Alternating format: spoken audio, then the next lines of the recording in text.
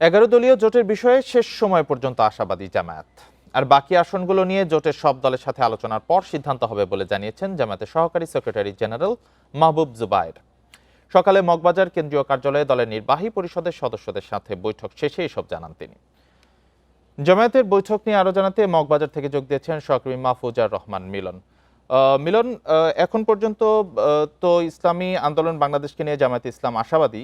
তো ইসলামী আন্দোলন বাংলাদেশ কি চূড়ান্ত সিদ্ধান্ত জানিয়ে দিয়েছে যে তারা এই জোটে থাকছেন কিনা? বৈঠকে কি আলোচনা হয়েছে সে বিষয়ে একটু জানাবেন।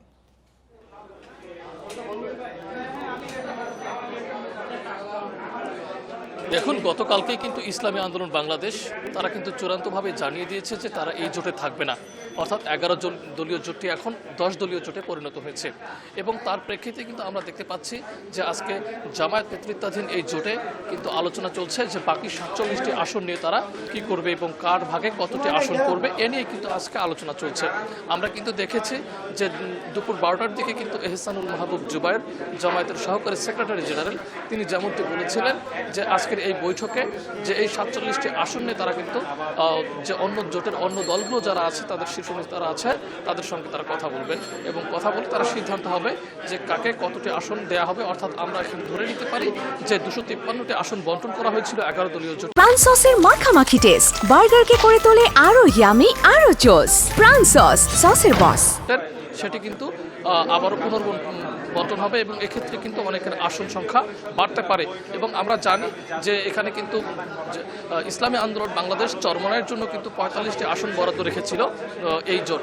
আমরা দেখেছি যে গতকালকে কিন্তু চরমনাই কিন্তু তারা মিডিয়াতে প্রেস ব্রিফিং করে তারা কিন্তু ঘোষণা দিয়েছে যে তারা এই জোটে থাকছে না।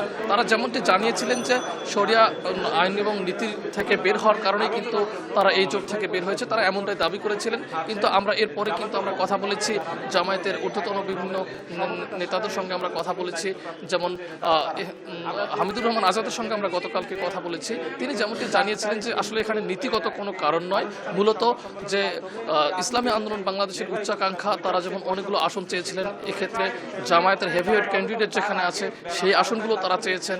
বিশেষ করে এনসিপির যেখানে হেভিওয়েট ক্যান্ডিডেটরা আছেন সেই নাহিদ ইসলামের আসনটিও তারা চেয়েছেন, হাসনাত আব্দুল্লাহর আসনটিও ইসলামী আন্দোলন চেয়েছিল।